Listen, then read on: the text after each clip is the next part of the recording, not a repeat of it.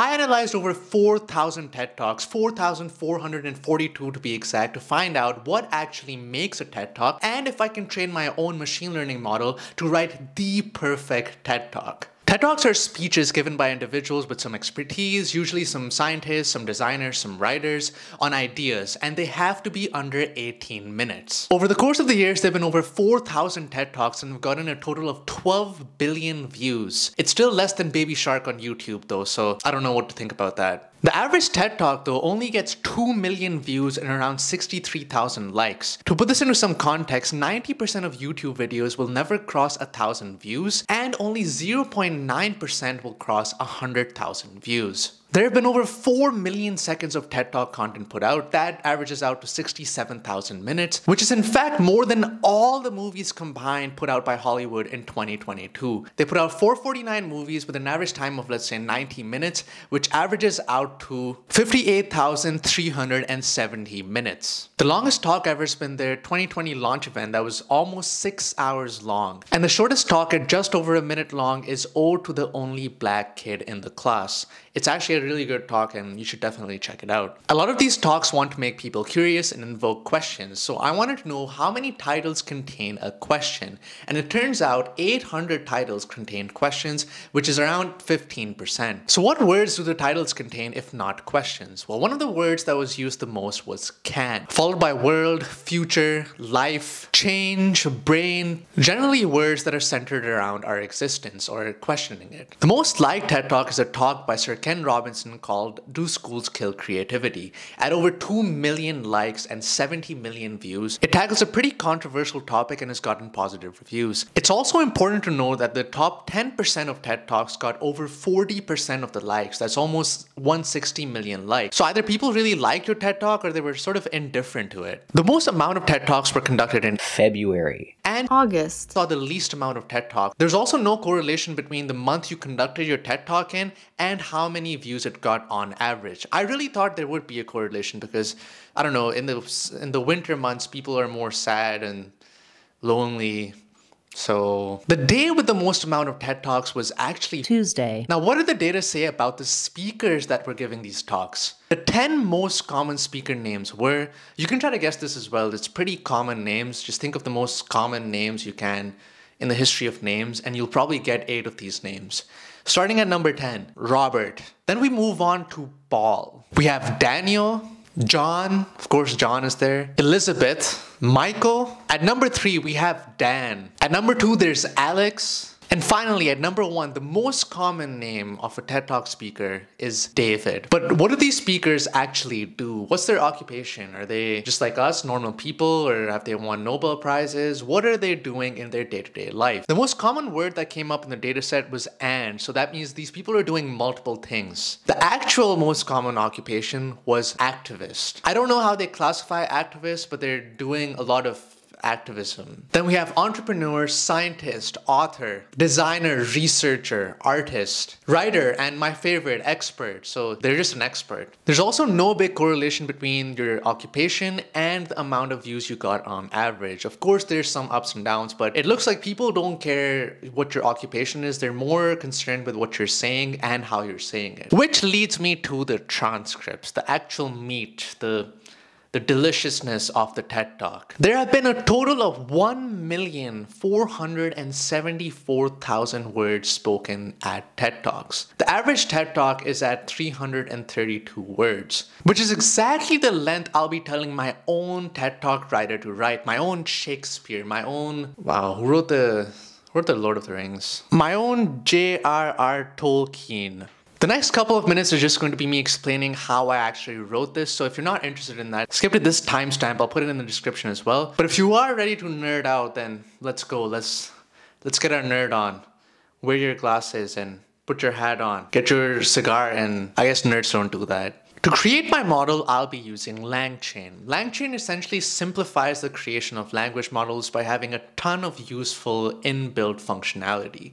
The first step is trimming all the transcripts down to 400 characters, or approximately 300 to 320 words. Next, we'll be combining all of our shortened transcripts into one big transcript and saving it in a file that LangChain calls a document. Now that we have our big document, we need to feed it to our language model. The problem is that the model cannot take all of this data at once because it has a limit on how much data it can take. So we'll split it into chunks of data using the recursive text splitter provided by LangChain. Now that we have our smaller documents, we can create what's called a search index. The model refers to the search index for some context, and our context is essentially the talks that we have in those small sizes of data. We also pass our search index OpenAI embeddings as a parameter. OpenAI embeddings simply measure the relatedness between texts and are useful when trying to get recommendations. Now we finally set up the prompt. The prompt I'm going to give is use the TED Talks provided to write me a 330-word TED Talk on a topic of my liking. We set up the prompt using the prompt template and set up our LLM using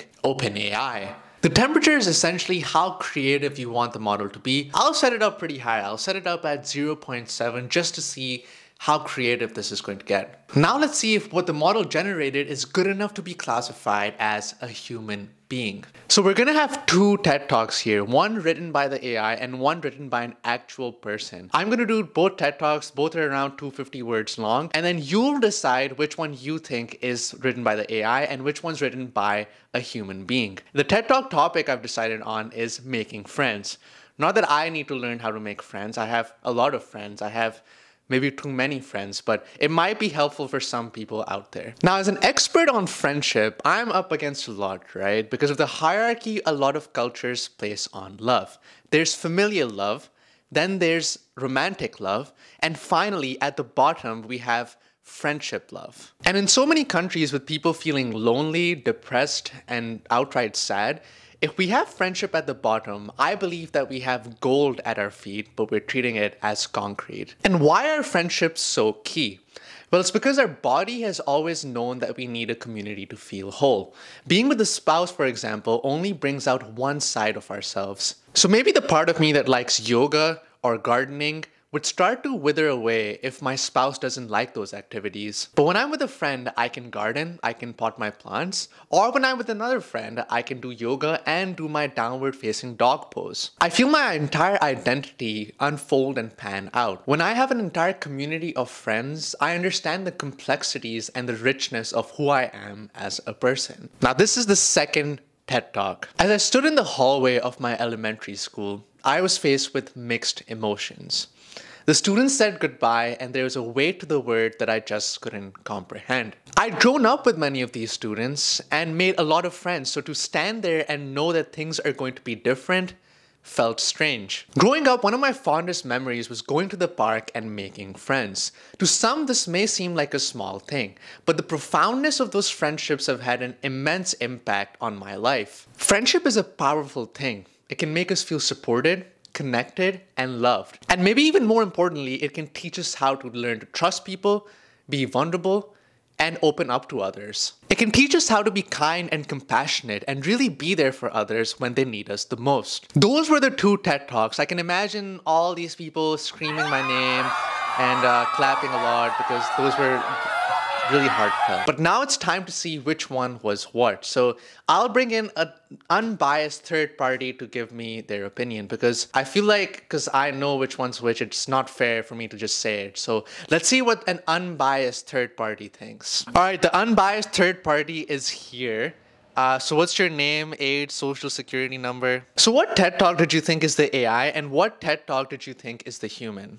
So I thought the first TED Talk was the human because, first of all, they called themselves an expert in friendship, and usually those giving TED Talks will try to establish their credibility before getting into the talk. Second, they used this phrase that was, we're treating friendship like it's concrete when really we have gold at our feet. That just gave me peak TED Talk phrasing. Maybe the AI model is just performing really well and really nailing that, but that felt very spot on for a TED Talk for me. And then thirdly, the second talk, which I'm hypothesizing as the AI talk, seemed pretty generic. It just seemed like the person was speaking about like pretty general things about their childhood and wasn't necessarily like making a claim or didn't have a thesis statement. All right. Lots of opinions. The second TED Talk was, in fact, the real TED Talk. The first one was the AI. Oh, okay. Just kidding. The first one was the actual human, and the second one was the AI. I think what gave it away was the generic text and not many concrete personal examples. So I guess AI isn't quite there yet when it comes to giving TED Talks, but I would be curious if you guys would want to go and watch an AI TED Talk. Let me know what you think in the comments down below. That's it for today. See you in the next one.